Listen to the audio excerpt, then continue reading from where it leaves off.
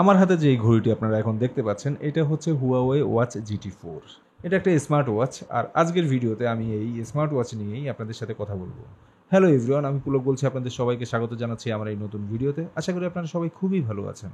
ওকে, আমি যখন আসলে কোনো জায়গায় ঘুরতে যাই, ট্রাভেলিং করতে যাই, তখন আমার ব্যাগে যেই ক্যামেরাই থাকুক না কেন, আমার হাতে কিন্তু একটা স্মার্ট ওয়াচ থাকে। এর প্রধান কারণ হচ্ছে আমি ঘড়ি অনেক পছন্দ করি, আর সেই ঘড়িটা যদি স্মার্ট ওয়াচ হয়ে থাকে তবে তো আর কোনো কথাই নেই। কারণ একটা স্মার্ট ওয়াচে অনেক রকমের ফিচার থাকে, যেমন ম্যাক্সিমাম কেসে যেমন জিপিএস ট্র্যাকিং এবং ফুড স্টেপ কাউন্টিং। যারা আসলে কিছুটা হেলথ ইনথুজিয়াস্টিক তারা জানে আসলে একটা smart watch day to day ইউজেসের জন্য অনেক অনেক হেল্প করে।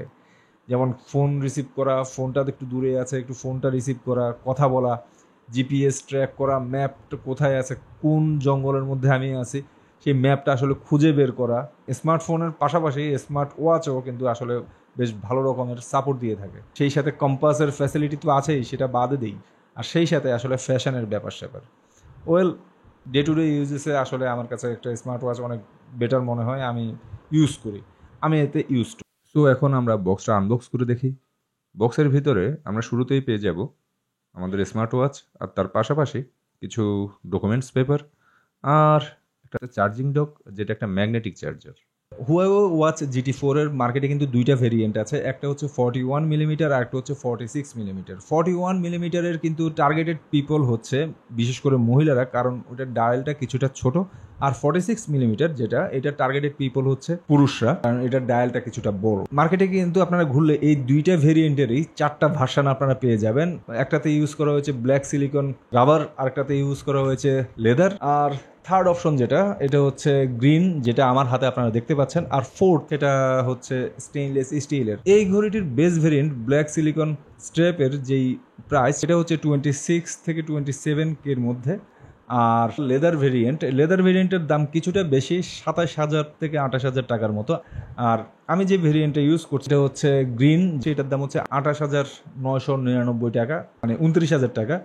আর সবচেয়ে এক্সপেন্সিভ যেই ভেরিয়েন্ট সেটা হচ্ছে স্টেনলেস স্টিলেরটা, এবং সেটার দাম হচ্ছে গিয়ে 40,000 to 45,000 টাকা, মানে বেশ ভালোই দাম। আপনারা চাইলে কিন্তু বিভিন্ন ভার্সনের স্ট্র্যাপ আপনারা কিনে আপনারা ইউজ করতে পারেন নিজেদের মতো করে, খুব ইজি ওয়েতে আপনারা এটা খুলে চেঞ্জ করতে পারেন। এবং চাইলে আপনারা যেই লোকাল ঘড়ির দোকানগুলো আছে সেই দোকান থেকেও আপনারা আপনাদের পছন্দ মতো মাপ মতো স্ট্র্যাপ নিয়ে এসে আপনারা ফিটিং করে পড়তে পারেন। আপনারা কিন্তু এই ঘড়িটি অফিসিয়ালি পেয়ে যাবেন স্মার্ট টেকনোলজি থেকে 6 মাসের রিপ্লেসমেন্ট ওয়ারেন্টি সহ। এটার বডি ডিজাইন নিয়ে এখন কিছু বলি। প্রিভিয়াস জেনারেশনের এই ঘড়িগুলোতে আমরা দেখতে পেয়েছিলাম ডায়ালটা খানিকটা গোল, যেমন হুয়াওয়ে ওয়াচ GT2-র যেই ডায়ালটা আপনারা দেখতে পাচ্ছেন এটা কিন্তু round shape, okay. But Huawei watch GT4-এর যেই শেপটা, এটা অনেকটা অক্টাগোনাল শেপ, মানে আটকোনা। বাট এর ভিতরে যে ওয়াচ ফেসটা আছে সেটা কিন্তু রাউন্ড শেপেরই। আর এই টোটাল বডিটা কিন্তু স্টেনলেস স্টিলে তৈরি, এবং এর ডান দিকটাতে আছে দুইটা বাটন, একটা ক্রাউন হুইল হিসেবে কাজ করা যায়, খুব স্মুথলি আপনি আপনার আইকনগুলো চেঞ্জ করতে পারবেন। এবং সেকেন্ড বাটন যেটা আছে, বাই ডিফল্ট এখানে এক্সারসাইজের কিছু মেনু সিলেক্ট করা আছে, আপনি চাইলে আপনি আপনার প্রয়োজন মতো এটা চেঞ্জ করতে পারবেন। এই ঘড়িটার থিকনেস কিন্তু 11 মিলিমিটার এবং ওয়েট 48 গ্রাম, মানে বেশ হালকা দেখতে, যদিও কিছুটা ভারী মনে হয়, কিন্তু হাতে দেওয়ার পরে আপনি বুঝতেই পারবেন বেশ প্রিমিয়াম একটা জিনিস আপনার হাতে আছে, এবং খুব একটা ফ্যাটিক আপনার কাছে অনুভব হবে না, এবং বেশ হালকাই মনে হবে। এই ঘড়ির ডিসপ্লে সাইজ হচ্ছে 1.43 বাই 1.43 ইঞ্চি। আর পিক্সেলের ভাষায় যদি বলি 466 বাই 466 পিক্সেল, আর পিক্সেল ডেন্সিটি 320 ppi। আর ডিসপ্লের ব্রাইটনেস কিন্তু বেশ ভালো, আমি ডে টু ডে ইউজেসে কোনো রকম ঝামেলা ফেস করি নাই। স্পেশালি একেবারে ব্রাইট ডিরেক্ট সানলাইটে অথবা বেশ ডিম লাইটে আমি বেশ স্বাচ্ছন্দ্যেই আসলে ডিসপ্লেটা দেখতে পেয়েছি। মানে হুয়াওয়ে কিন্তু তাদের এই ডিসপ্লেতে একটা অ্যামোলেড প্যানেল ইউজ করেছে, এবং এর রিফ্রেশ রেট হচ্ছে 60 হার্টজ। অলরাইট, যারা আসলে ফোনে 90+ হার্টজ রিফ্রেশ রেট ইউজ করে, 60 হার্টজ তাদের কাছে খুব একটা ম্যাটার হবে না। স্মার্টফোনের ক্ষেত্রে 60 হার্টজ ডিসপ্লে অতটা ম্যাটার না করলেও ঘড়ির ক্ষেত্রে কিন্তু বিষয়টা ডিফারেন্ট। এতদিন কিন্তু স্মার্ট ওয়াচগুলোতে 40 থেকে 45 হার্টজ পর্যন্ত রাখা হয়েছিল ম্যাক্সিমাম।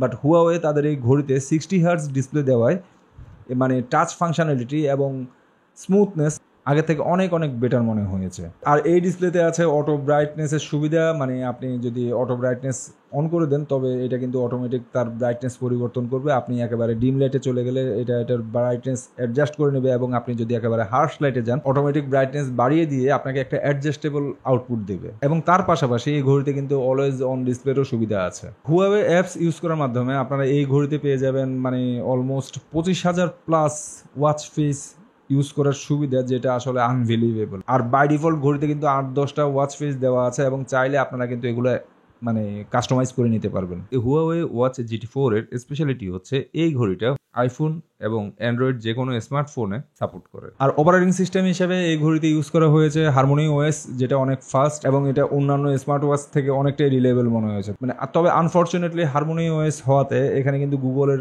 কোনো সার্ভিস এখানে ইউজ করা যাবে না। তবে এই জিনিসটা আসলে আমার কাছে খুব একটা ম্যাটার করে না।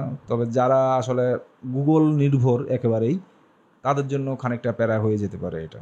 মানে হুয়াওয়ের স্মার্ট ওয়াচ কিন্তু বেশ ভালোই অ্যাকুরেট রেজাল্ট দেয়, স্পেশালি ইসিজি অথবা মানে অন্যান্য যেসব ট্র্যাকিং ডাটা আছে, যেমন স্লিপ ট্র্যাকিং অথবা স্ট্রেস ট্র্যাকিং অথবা ফুট স্টেপ কাউন্টিং অথবা ইসিজি, হার্টবিট অথবা অক্সিমিটার, এই ধরনের ডাটাগুলো বেশ ভালোই অ্যাকুরেট দেয় অন্যান্য স্মার্ট ওয়াচের তুলনায়। বাট মেডিকেল টার্মসে কিন্তু এই ধরনের ঘড়ির কোনো রকম ডাটা কাউন্ট করে না, বাট তবু আর যারা নদীতে অথবা পুকুরে অথবা সুইমিং পুলে সাঁতার টাতার কাটেন, তারা কিন্তু এই ঘড়ির পরে অনায়াসে নেমে যেতে পারেন, কারণ এই ঘড়িটা কিন্তু 5 ATM ওয়াটার সার্টিফাইড। তার মানে আপনি কিন্তু 50 মিটার পর্যন্ত পানির নিচে আপনি ড্রাইভিংয়ে যেতে পারেন।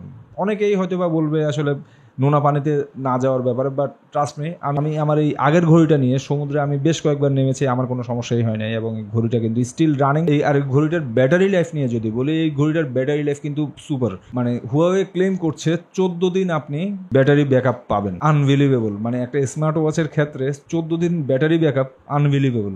তবে আপনি যদি একেবারে 100% ভাবে সবসময় মোবাইলের সাথে কানেক্টেড থাকেন এবং সবসময় যদি স্লিপ ট্র্যাকিং করেন এবং অন্যান্য ফ্যাসিলিটিস যেমন অলওয়েজ অন ডিসপ্লে যদি অন করে দেন, তবে সেই ক্ষেত্রে আপনার ব্যাটারি লাইফ খানিকটা কমে যাবে। আমি আমার এই ডে টু ডে ইউজেসে আমি কিন্তু ব্যাটারি লাইফ বেশ ভালোই পেয়েছি। আমি যখন এই ঘড়িটা কিনি, আমি ঘড়িটা কিনেছিলাম 26শে মার্চ, আর আমি আজকে এখন এই রেকর্ডিং করছি ভোর 4:51 10ই এপ্রিল। মার্চের 27 তারিখে আমি এই ঘড়িটা চার্জে দিই এবং 2 ঘন্টা লেগেছিল আমার এই ফুল চার্জ হতে, এবং স্টিল নাও আমার এই ঘড়িতে 8% ব্যাটারি চার্জ আছে। আমি এই কদিনে আমি এই ঘড়িটা নিয়ে আমি জিমে গিয়েছি, আমি ওয়ার্কআউট করেছি, আমি আমার স্লিপ ট্র্যাক করেছি। স্লিপ ট্র্যাক অবশ্য আমি একদিন করেছিলাম, আর ওয়ার্কআউটে আমি রেগুলার গিয়েছিলাম মাঝখানে 2 দিন বিরতি দিয়ে। প্রতিদিন আমি আমার সকালবেলা আমার ঘড়িটা হাতে দিয়ে আমি অফিসে গিয়েছি, মানে দৈনন্দিন কাজকর্ম করেছি, কোনো দিন আমি কোনো মিস দিইনি এই ঘড়িটা ইউজ করার ক্ষেত্রে। মোবাইল যখন কিছুটা দূরে ছিল আমি রিসিভ করে কথা বলেছি, কোনো সমস্যা হয় নাই। এবং স্টিল নাও ঘড়িতে 8% ব্যাটারি এখনও ব্যাকআপ আছে। তো 26 তারিখ আমি ধরবো না, 27 তারিখে যেহেতু আমি চার্জ দিয়েছি, 28, 29, 30, 31, 1, 2, 3, 4, 5, 6, 7, 8, 9, 10, 14 দিন কিন্তু হয়ে গেছে অলরেডি। এই হচ্ছে গিয়ে ঘড়িটার ব্যাপারে বললাম। তো ঘড়িটা আসলে আমি কেন নিয়েছি, আমি যখন আসলে আমার প্রথম ঘড়িটা যখন আমি কিনি 2019 সালের ডিসেম্বর মাসের দিকে অথবা 2020 সালের জানুয়ারি মাসের দিকে অস্ট্রেলিয়া থেকে আমি এটা এনেছিলাম। তো তখন এটার দাম পড়েছিল 23,000 টাকা। বাংলাদেশের মার্কেটে আসার আগেই আমি এটা কিনেছিলাম। মানে তখন আমি স্মার্টফোন হিসেবে ইউজ করতাম হুয়াওয়ে P30 Pro। তো হুয়াওয়ের সাথে হুয়াওয়ে সিঙ্ক করার জন্য আসলে মূলত আমি এই ঘড়িটা কিনেছিলাম। বাট আপনারা সবাই জানেন আমি কিন্তু স্মার্টফোন হিসেবে ইউজ করি স্যামসাং S23 আলট্রা। তো আমি কেন আসলে এই হুয়াওয়ে ঘড়িটা নিলাম, নেওয়ার একমাত্র রিজন, আমি আসলে অনেক অনেক জায়গায় ঘুরতে যাই, আর বাজারে যেসব ভালো ভালো ব্র্যান্ডের ঘড়ি আছে যেমন স্যামসাং অথবা অ্যাপেল ওয়াচ, এগুলোর কোনোটাই 1 দিন অথবা 1.5 দিনের বেশি ব্যাটারি লাস্টিং করে না। স্যামসাং সর্বোচ্চ 1.5 দিন মেবি, সর্বোচ্চ, আই ডোন্ট নো।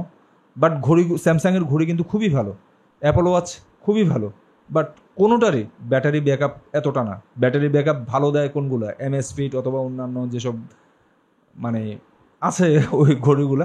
বাট এমএসফিট আমি ওইভাবে আসলে পছন্দ করি না, কারণ এমএসফিটের ক্ষেত্রে যেটা হয়, রিক্সায় করে যদি মুভ করে তবে সেক্ষেত্রেও কিন্তু আসলে ফুট স্টেপগুলো কাউন্ট করে।